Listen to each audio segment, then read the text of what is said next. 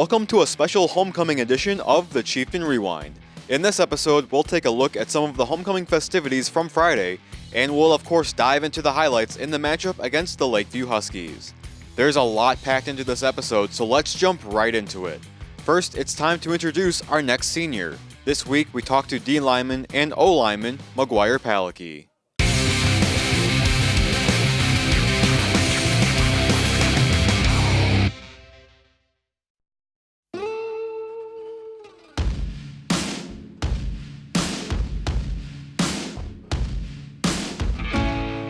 I started in first grade playing at Sterling Heights. There's just a flag league that I used to play there. And then I played there till fourth grade, and then fourth grade I played Shelby Lions till eighth grade, and then I started playing here.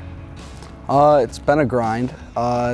It's gotten better over the years for sure. When I was here as a freshman, the weight room wasn't really preached a lot, but then now it's like you don't go to the weight room, you don't play.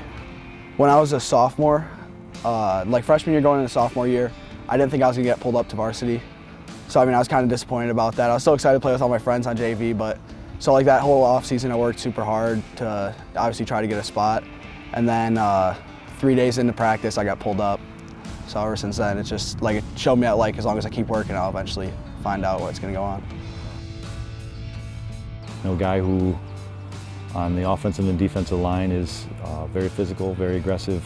One of those guys we rely on to be a leader for us. And like I said, I think the offensive line and defensive line are going to be two strengths of our team, and that's because of him, because of the things he can do on both sides of the ball, and we expect him to lead both sides of the ball for us.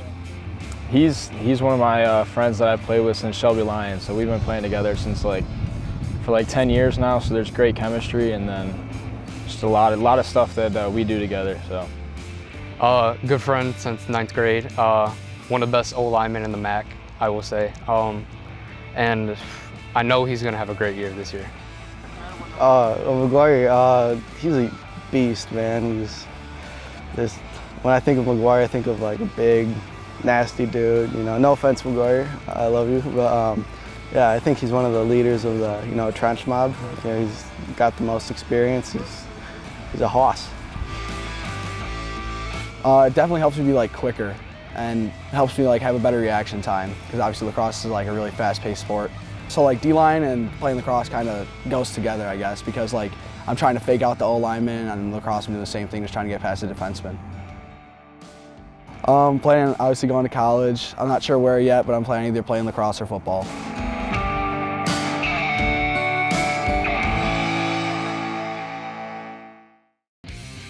Coming up next, we'll visit some of the homecoming festivities that took place and look at the highlights from the big game. We will be right back.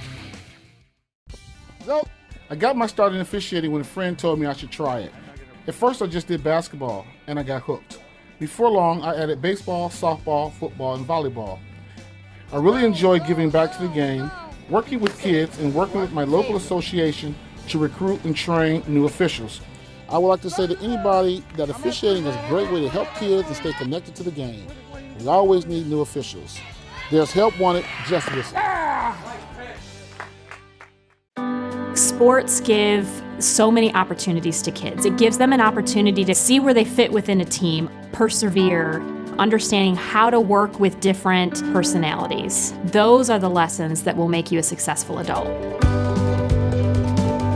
As a mom, you have to have an understanding of what concussions are. Concussions are things that are treatable. If we take care of athletes, they will be able to develop and have a long, happy, healthy life.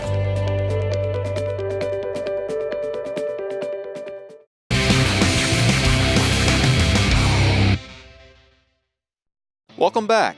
Homecoming week at Utica is always one of the most exciting events in the community, and despite the weather, everyone came out to support their school. Let's have a look.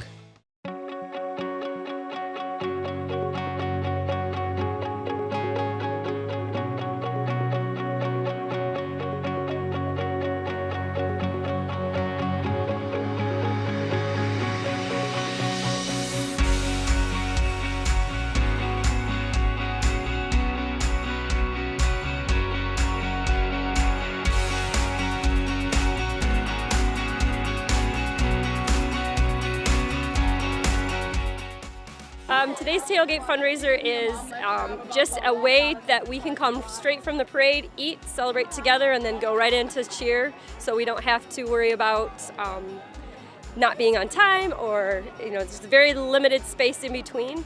And it originally started out as just the cheerleaders, and we started adding parents to it, and then we decided to make it a fundraiser, and we actually do pretty well with it. So this year's probably one of our biggest fundraisers. So. And how does this fundraiser help you guys do what you do? We use this money to help fund the program.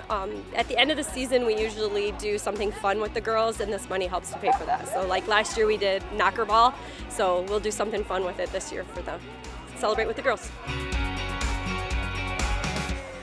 So the parents put this on every year. It's kind of just a good way to get our family and friends together for the season, get everyone mingling, and to support the Utica football team and Utica High School. This is, I think, our third season doing this together. So yeah, just a good way to get everybody together.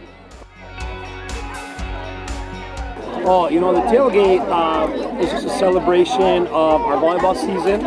We have, 3 wonderful teams, our JV, our freshman, our varsity team, and we're here, just to have some food, celebrate homecoming, and be together as a program, have fun as an entire team.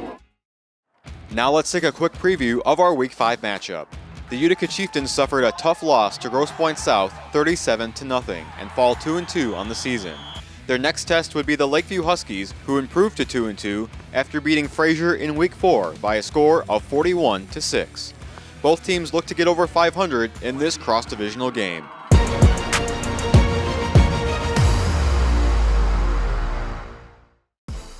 On the very first play, Andrew Messina of the Huskies comes out of nowhere and intercepts Keene's pass, and it's Lakeview's ball. On Lakeview's first play, the senior Evan Rochon scrambles in basically every direction but forward, and Utica's defense swarms around him to force him out of bounds for a loss of yardage. The Chieftains get the ball back, but it was short-lived as the Lakeview defense responds with a 3-and-out. On the Huskies' next drive, Tristan Witt hands it off to Evan Rochon once again, but this time he finds a hole, dekes the defender, and he takes off. No one would catch him, and Rochon takes it home on a 63-yard run to put Lakeview up 7-0. Utica responds on 3rd down as Zach Keene finds Brett Berg wide open to put them in Lakeview territory. The Chieftains would find themselves on 4th and 2, but Gabe Olszewski powers his way through, and it's just enough to move the chains. But a few penalties force them back to the 35-yard line, and on 4th down again, Lakeview makes great coverage to force a turnover on downs. On to the second quarter we go, and on 3rd down, it's a flea flicker to Evan Rochon, who targets Jude Hage, but the pass is too far, and the Huskies are forced to punt. On the Chieftains' next drive, Olszewski runs to the outside, finds a seam, and darts his way down to the 16-yard line for a 30-yard rush. Utica gets down to the 2-yard line. It's handed off, and the ball is fumbled, but Keene picks it up and finds Brett Berg in the end zone. But unfortunately, Utica gets called for too many players on the field, and the touchdown is called back. And Lakeview's defense stays locked down, and it forces Utica to kick a field goal to make it 7-3. The Huskies on 4th and 3 in Utica territory, and Witt options to Rochon, and he goes to the outside and moves the chains for Lakeview. With the final seconds winding down in the half, Shane Lutz comes up big with a block to prevent a touchdown, and the teams head to the locker room with a 7-3 score. On Utica's first play of the second half, the Saginaw Valley commit Isaiah Robinson picks off Keene's pass, and he takes it all the way to the 31 in Utica territory. The Huskies find their way down to the red zone, and Rochon punches it in for the score for his second touchdown of the game. But the extra point was mishandled, making the score 13-3.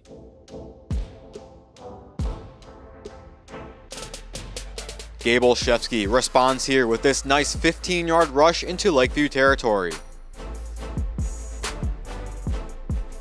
And he comes up clutch once again with this run to the 21-yard line. Olszewski caps off his fantastic drive with a 12-yard dash to the house, and Utica comes back within 3. And that touchdown came at a good time because shortly after, lightning in the area would delay the game for a half hour. After the delay, Lakeview wastes no time as Roshan makes a nice spin move and powers his way through for a first down. Second down for the Huskies, and it's McCall Lucy on the carry, but it's fumbled. And Gable Shefsky picks it off and takes it into Lakeview territory for the Chieftains. Utica's drive continues into the fourth quarter, and Zach Keene makes a great first down pass to Zach Jacobs. But on the next play, Keene's intended pass for Brett Berg is deflected, and Ken Soderberg grabs it out of midair, and it's Lakeview's third interception of the game. But the Chieftain defense stays locked down and forces a 3-and-out. On second down, the Chieftains get a nice first down reception here from Zach Jacobs. Defense continued to be key in this game as Lakeview denies the pass to Brett Berg on fourth down, and it's Huskies' ball. But the Chieftain defense gives the team a fighting chance as Ian Grzinski and Shane Lutz swarm Evan Roshan and force the Huskies to punt. With the final minutes winding down, the Chieftains must make something happen here. Keene escapes the pocket, throws a bomb, and Zach Jacobs is wide open and makes the grab. A 44-yard reception to give Utica a chance to take the lead. It would come down to this play on fourth down. Keene looks to find Jason Nazar for the score, but the Lakeview defender just gets his hand on it to deny the touchdown.